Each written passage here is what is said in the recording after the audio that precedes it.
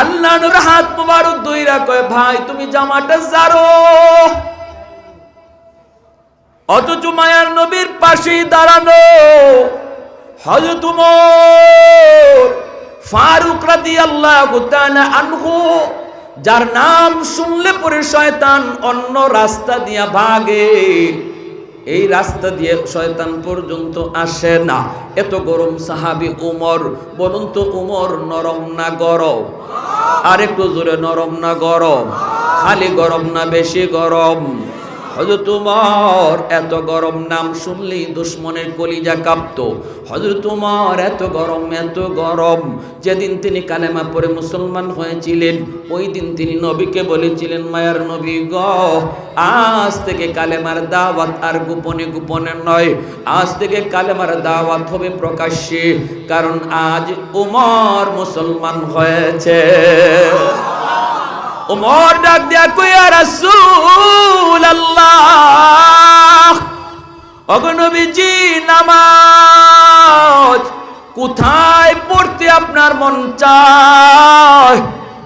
মায়ার নবী নামাজ পড়েন লুকায় লুকাইয়া, ঘরে ঘরে লুকায় লুকায় নামাজ পড়েন। ওমর মুসলমান হইয়াই কয়, নবী গো, নামাজ কোথায় পড়তে মন চায় গো নবী?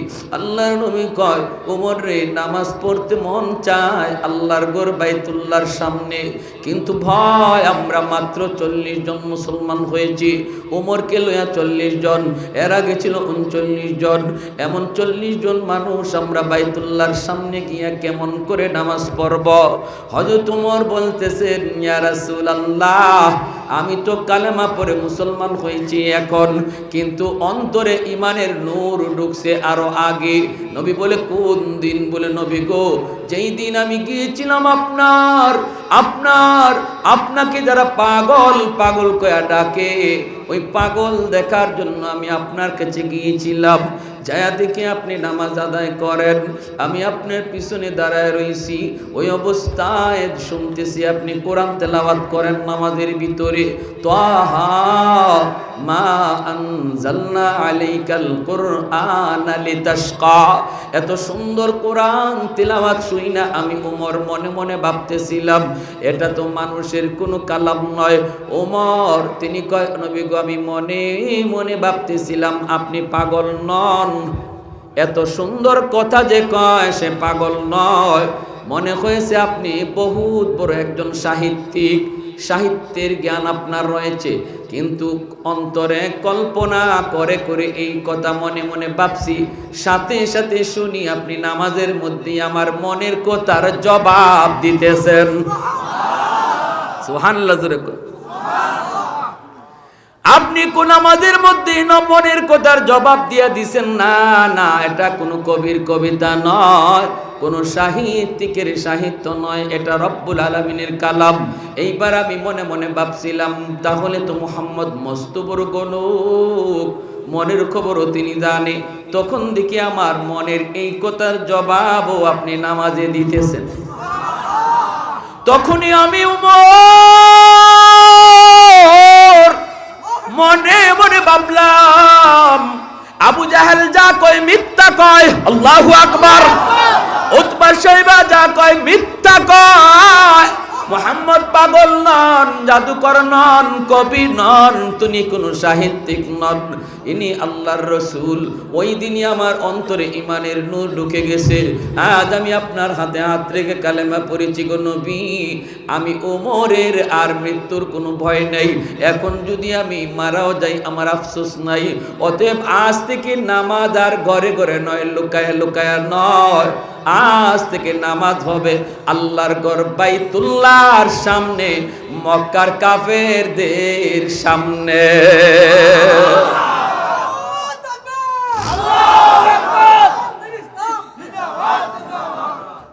আল্লাহ নবী রহমতের নবী বাইতুল্লাহর সামনে যায় নামাজ আদায় করেন। এরপরে হযরত ওমর মায়ার নবীকে বলেন, ইয়া রাসূলুল্লাহ, আবু জাহেল, উতবা সাহেবা এরা আমারে পাঠাইছে আপনার মাথা নেওয়ার জন্য। আমি আয়েশা আমার মাথা আপনার পায়ের তলে দিয়ে দিছি। ওগো নবী, এই মক্কার রাজপথে কালেমার মিছিল করতে মন চায়, একটু অনুমতি দিবেননি? আল্লাহর নবী কই, ওমর রে, কালেমার মিছিলটা তুমি কোত্থেকে শুরু করবা, কোন দিকে নিয়ে যাবা?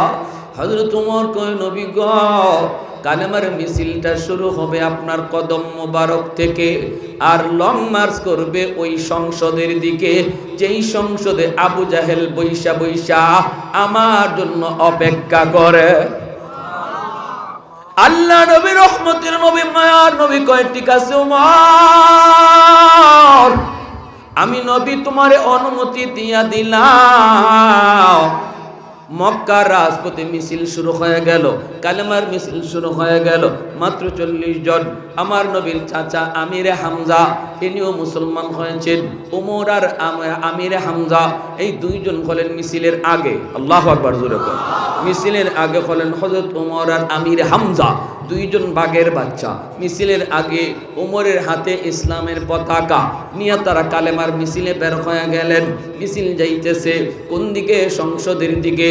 ওই সংসদে স্পিকারের চেয়ারে বসা ছিল ইবলিস, স্পিকারের চেয়ারে বসা ছিল, সভাপতির চেয়ারে বসা ছিল ইবলিস, আর সংসদ নেতা ছিল আবু জাহেল। আল্লাহর নবীর এই কালেমার মিছিল নিয়ে যখন ওমর সামনের দিকে আগায়, হঠাৎ করে আবু জাহেলের কানে আসলো আওয়াজ। আবু জাহেল ডাক দিয়া কয়, কি রে, বাহিরে কিসের আওয়াজ শোনা যায়? দেখ তো একটু উকি দিয়া দেখ। একজনে উকি দিয়া দৌড় দিয়া আইছে, আইয়া কয়, নেতা, খবর বড় খারাপ, মিছিল মিছিল। কয়, কিসের মিছিল? কয়, ইসলামের কালেমার মিছিল। বসকে তুই কে নিয়ে আইছে? কয়, মিছিলের আগে উমর রে দেখা যাইতেছে। আবু জাহেল কয়, কস কি তোরা? ওমর কি মুহাম্মদের কল্লা লই আইতেছে নাকি? পাঠাইছে তো নবীর কল্লা আনার লাগে। ঘটনা জানেন না আপনারা? পাঠাইছিল কি আনার জন্য? আবু জাহেল কয়, তাহলে কি মুহাম্মদের কল্লা নিয়ে আইতেছে?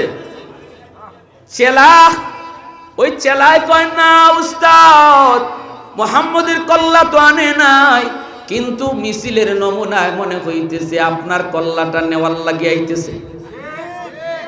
আল্লাহু আকবার জোরে কর। কিন্তু মিছিলের নমুনায় কয় আপনার কল্লাটা নেওয়ার জন্য আসতেছে। এই কথা বলতে আবু জাহেল কয়, কোস কি? পিছনের দিকে তাকাইছে আবু জাহেল সভাপতির চেয়ারের দিকে, ইবলিস যে বসা।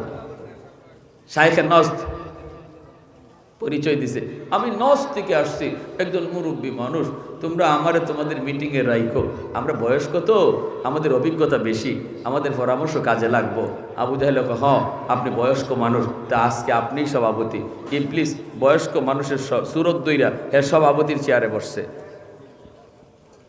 আবু জাহেল পিছনের দিকে তাকাইছে, কয়, দেখি সভাপতি কই? দেখে চেয়ার খালি। চেয়ার আছে,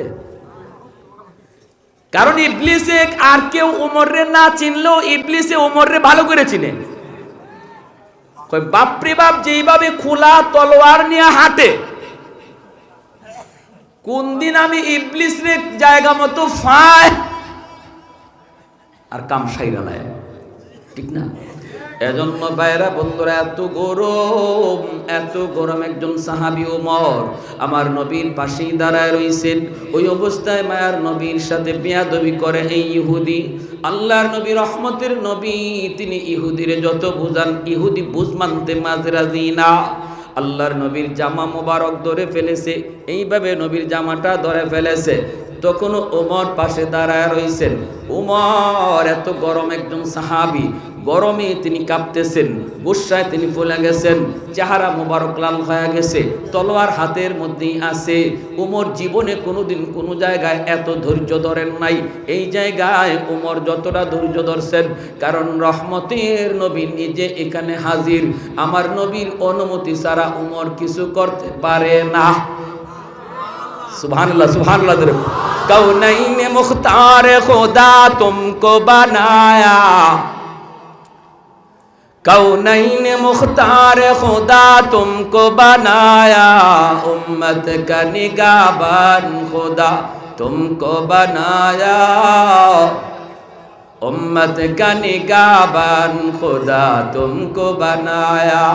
मौला मेरा आका मेरा रहमत की नबी है, ताजदार मदीना है तो माहे अरबी है, ताजदार मदीना है तो माहे अरबी है। अशजार ने देते हैं नबूवत के शहादात, तस्कीक कमर में है तो अंगुल की इशारा। एक तो जोरे से रखन अल्लाह अकबर। ওমর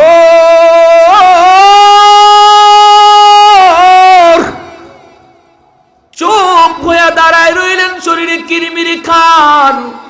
আল্লাহ নবীর দিকে ওমর তাকান, মায়ার নবীর চোখের ইশারায় শুধু অনুমতি দেন কি না, এতটুকু অনুমতির অপেক্ষা ওমর করতেছেন। কিন্তু দেখেন না, নবীজি ওমরের দিকে তাকানি না, কিছু বলেন না। আর আমরা হইলে কি কইতাম? আমরা হইলে কইতাম কি রে তোরে সাথে লইয়া ঘুরি, এজন্য, ঠিক না? আমরা হইলে কইতাম কি বেটা তোরে সাথে লইয়া এজন্য ঘুরি, আমার গায়ে টাচ দিয়ে দিছে আর তুমি আঙ্গুল চুষো। পরের দিনে চাকরি বাতিল, ঠিক না? পরের দিনে কি চাকরি? ওমর বারবার শুধু মায়ার নবীর চেহারার দিকে তাকান, নবী চোখের ইশারায় কোনো অনুমতি দেন কিনা। কিন্তু মায়ার নবী ওমরের দিকে তাকান না। ইহুদির হাতে ধইরা নবী বুঝাইতেছেন, বাইরে তুমি আমার জামাটা ছেড়ে দাও, ভাইরে তুমি আমার সাথে অন্যায় আচরণ করো না, এটা কিন্তু অন্যায়। তোমার টাইম কিন্তু আরো 3 দিন বাকি আছে, তোমারই দেওয়া টাইম। ইহুদি কয় আমি টাইম টুইম বুঝি না, এখনই দেওয়া লাগবে। ইহুদিও দেখতেছে ওমর কাঁপতেছে গোসায়, ওমরের হাতেই খোলা তলোয়ার, কাপের ভিতরে ওমরের তলোয়ার ঢুকানো নাই, সব সময় খোলা থাকে। যেখানে বসাইতে হয় ওমর যেন নগদ বসাইতে পারে, কাপের ভিতরে ঢুকাবে আবার বের করবে, এই টাইম ওমরের হাতে নাই। এতটুকু টাইম ওমরের হাতে নাই। আল্লাহু আকবার। এক লোক মদ বেচে, মদের ব্যবসায়ী, কলস বইরা মদ লইয়া বাজারে যাইতেছে। লোকটা মদের কলস নিয়ে রওনা দিয়েছে, মনে মনে কই মালিক সবার সামনে তুমি আমারে যদি ফালাও, উমরের সামনে আমারে ফালাইও না। কলসের ভিতরে মদ নিয়ে বাজারে ছুটছে মদ বিক্রি করার জন্য। লোকটা মদ খাইতো, মদের ব্যবসা করত, যাইতেছে, কিন্তু হঠাৎ করে তাকে দেখে যেখানে বাঘের ভয়, বাকিটা আপনারা গো এখানেই রাইতে হয়, যেখানে বাঘের ভয় সেখানে রাত। যে উমরের ভয়ে ভয়ে রাস্তার কিনারা দিয়ে আসে যাইতেছে, আর কয় মালিক দুনিয়ার সব মানুষে আমার সামনে ফালাইও, উমরের সামনে ফালাইও না। হঠাৎ করে দেখে উমর ওই দিক দিয়ে আসতেছে, দেখা মাত্রই তার কলিজায় আর পানি নাই, কারণ উমরের হাতে তো তলোয়ার থাকে সবসময় খোলা। দেখা মাত্রই কলিজায় পানি নাই, যাইতেছে আর কই মালিক গো এটা কি হইল? ও মালিক আমার সামনে তো আমি দেখতেছি মানুষ রূপে আজরাইল, ঠিক না?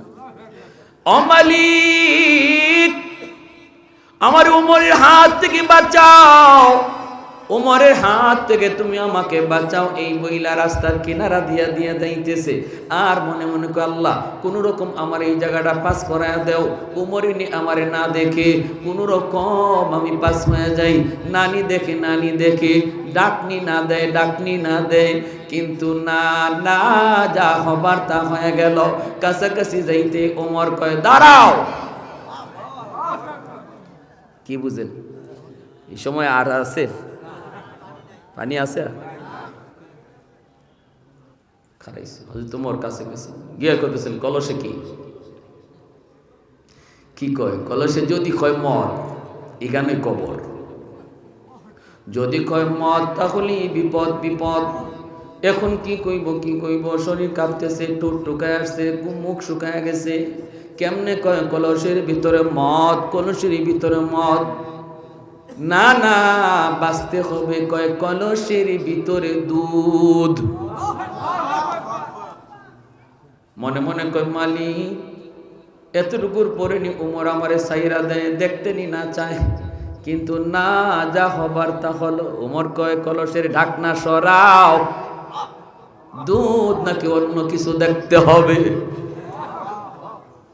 এখন কলসের ঢাকনা সরাইবার জন্য যখন হাত বাড়ায়, হাতটা এইভাবে কাঁপতেছে, এইভাবে কাঁপতেছে, বডিটা কাঁপতেছে, আর চোখ থেকে দর দর করে পানি ফালায়। এখন মালিক, তওবা করার জন্য চেয়ারম্যানের কাছে যাইতে হয় না, তওবার জন্য মুখ দিয়ে আওয়াজ করেও কথা বলতে হয় না, তওবার জন্য ইমাম সাহেবের হাতও ধরা লাগে না, তওবার জন্য পয়সাও খরচ করা লাগে না, তওবা তো অন্তরের বিষয় গো মালিক। ও মালিক, তুমি আমার অন্তরের দিকে তাকাও। আমি জীবনের জন্য তওবা করলাম, আমি আর জীবনে মদের ব্যবসা করব না। আজকের মতো উমরের হাত থেকে তুমি আমারে বাঁচাও মালিক। আমি তোমার কাছে আমার জীবন ভিক্ষা চাই। আল্লাহ, তুমি ছাড়া এই মুহূর্তে বাঁচাইবার আর কোনো কেউ নাই, কোনো উপায় নেই।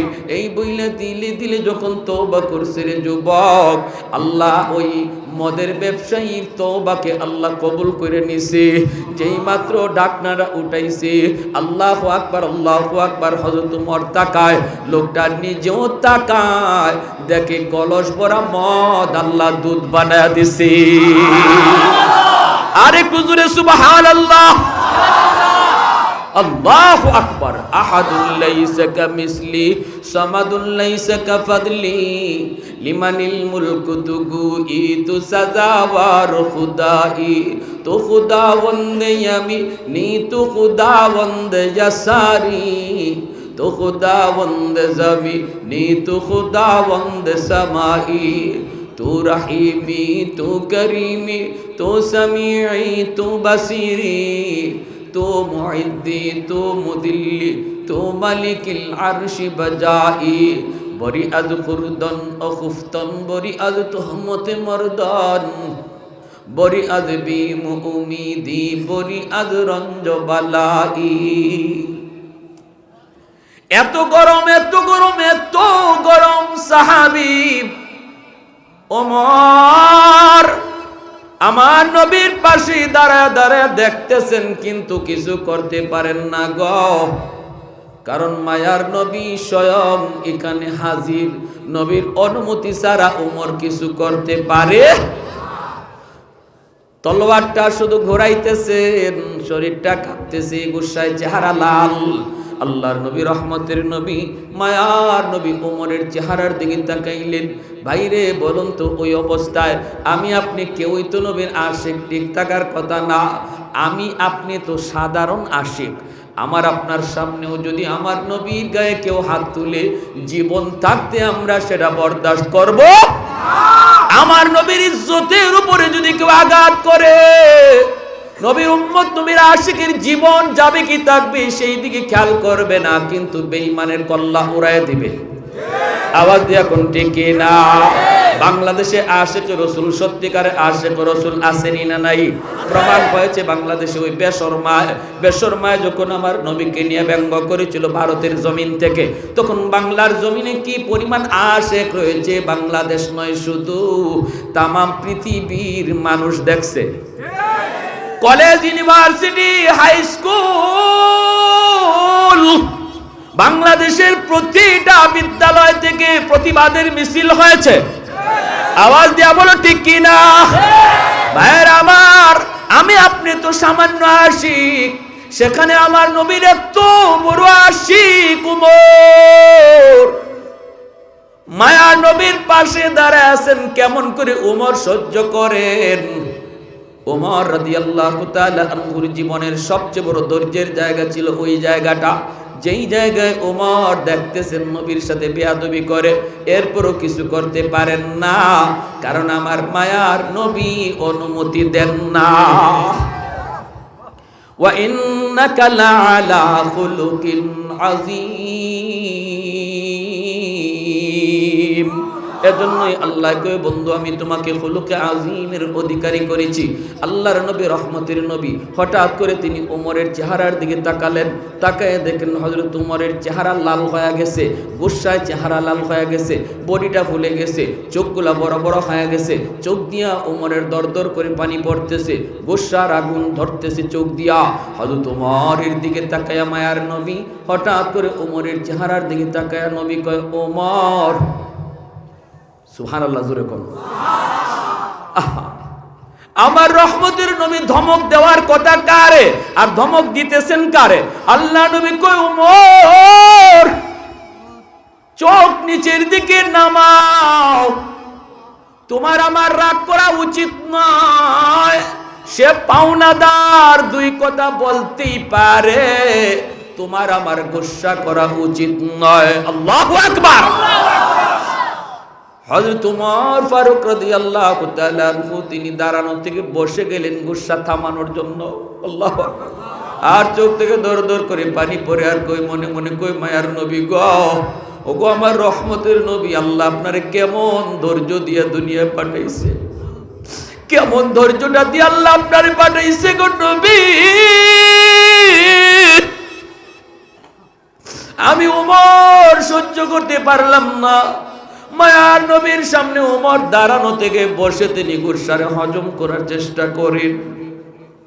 ওই অবস্থায় মায়ার নবী দয়ার নবী কয় ওমর সে পাওনাদার, দুই কথা বলতেই পারে, পাওনাদার দুই কথা বললে রাগ করা যায় না, পাওনাদার দুই কথা বললে পাওনাদার দুই কথা বললে রাগ করা যায় না, এটা উচিত না ভাইরে। এজন্য আমাদের সমাজও খেয়াল রাখবেন, পাওনাদার যদি দুই কথা বলেও আপনি হজম করতে হবে, এটা পাওনাদার বলতেই পারে, এটা আমার নবীর আখলাক।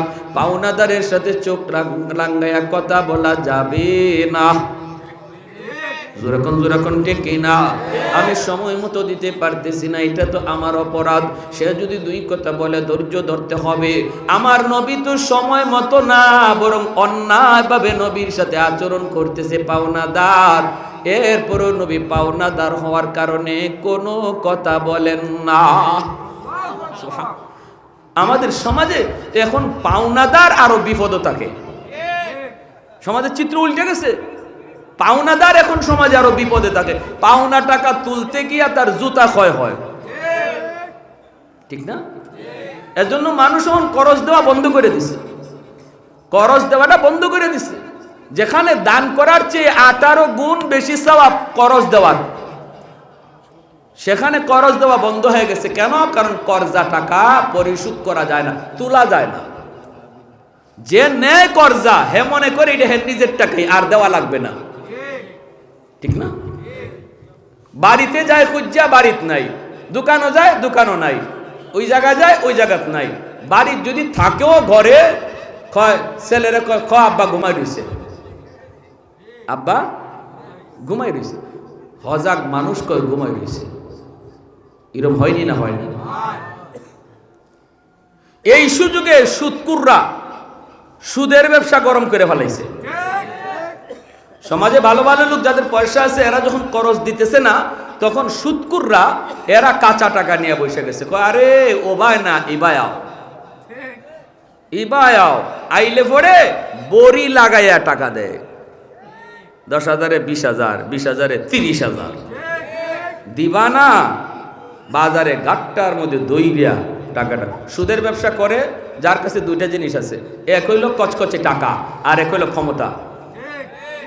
কচকচে টাকা আছে, ক্ষমতা আছে, এই দুটা জিনিস যার আছে হেই সুদের ব্যবসা করার চিন্তা করে, কারণ এটার মধ্যে লাভ বেশি, কষ্ট কম। এজন্য সমাজে যারা সুদ খায়, সুদের ব্যবসা করে, এদের চোখে রক্ত থাকে না, এদের চোখে কোনো দরদ মায়া থাকে না, এরা ভালোবাসা কি জিনিস বুঝে না, এরা মাতাল হয়ে যায় টাকা তোলার জন্য। এজন্য হাসরের মাঠে এদেরকে আল্লাহ মাতাল হওয়ার রুগীর মতো, জিনে ধরা রুগীর মতো হাসরের মাঠ ঘুরাইব, এদিকে পড়বে এদিকে পড়বে। হাসরবাসী কইব কিরে এ মাতলামি করে কেন? মানুষকে বুঝো না এ দুনিয়াতে মার্কা মারা সুদকুরা ছিল, সুদের টাকা তুলতে গিয়া এরকম মাতলামি করতো।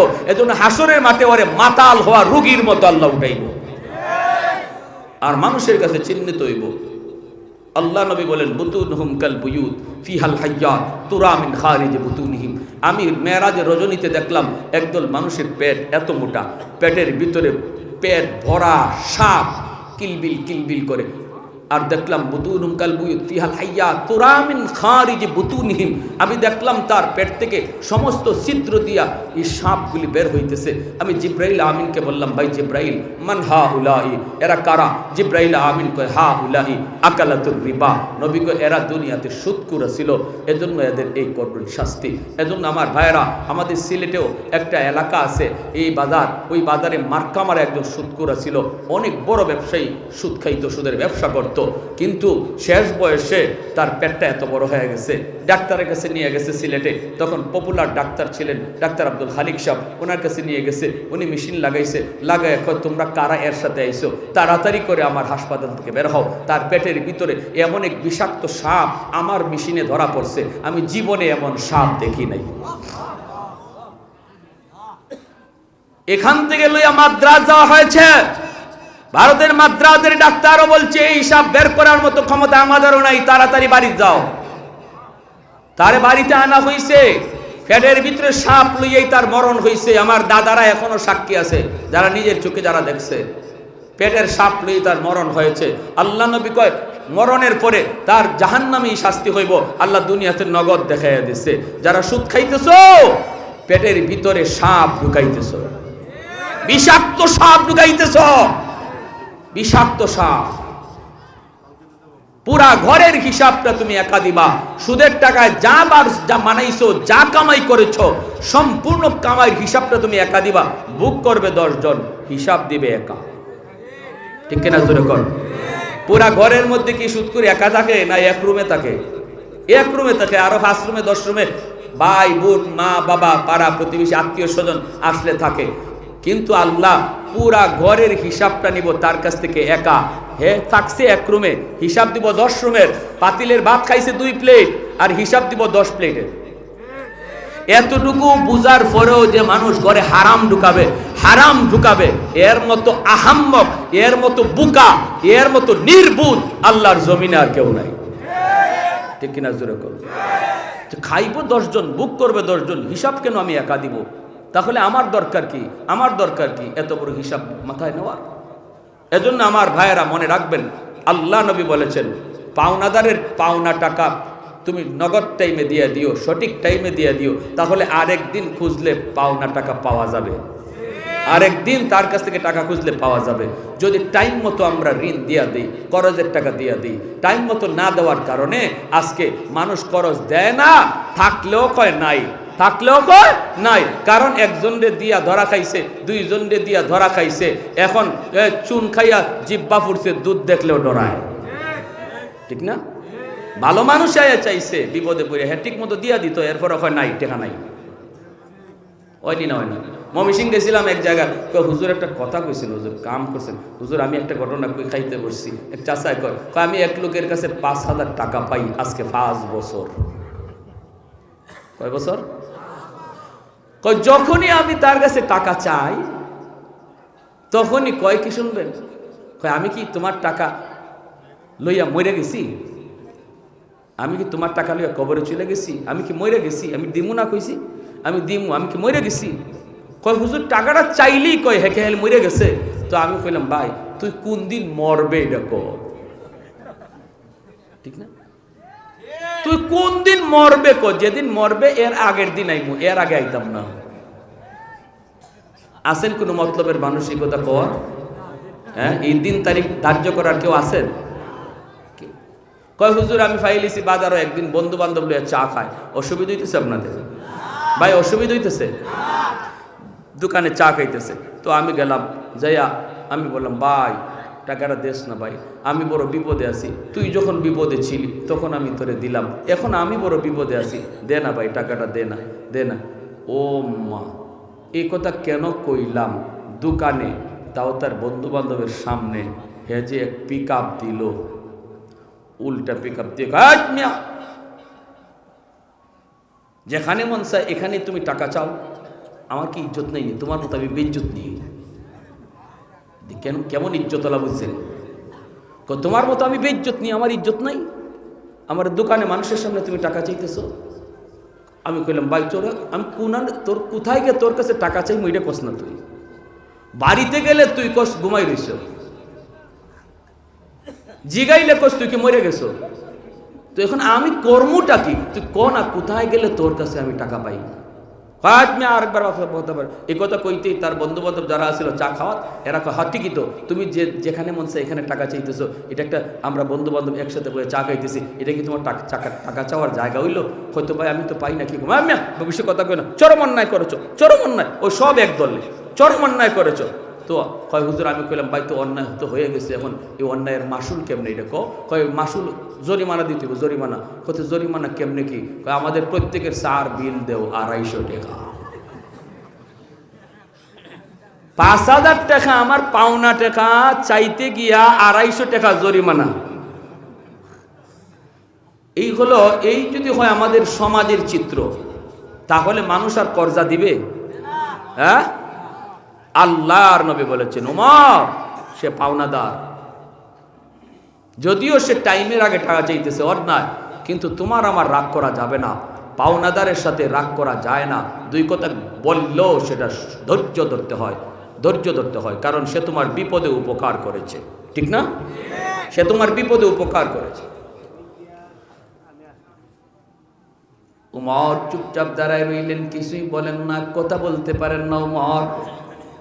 এরপরে মায়ার নবী ডাক দেখো, উমর এখনই তুমি যাও, যাওয়ার আগে আমি নবীর কানে কানে একটা কথা তুমি শুনে যাও রে উমর। এই বইলা মায়ার নবী কানটা কাছে আইনা কানে কানে বলতেছেন, উমর রে যাও এখনই তারে 40 মণ খেজুর তুমি দিয়ে দিবা, কিন্তু দেবার সময় আরো 10 খেজুর বেশি দিও। হযরত উমর ডাক দেয়া বলেন, নবী গো 10 বেশি কেন দিব আল্লাহর নবী?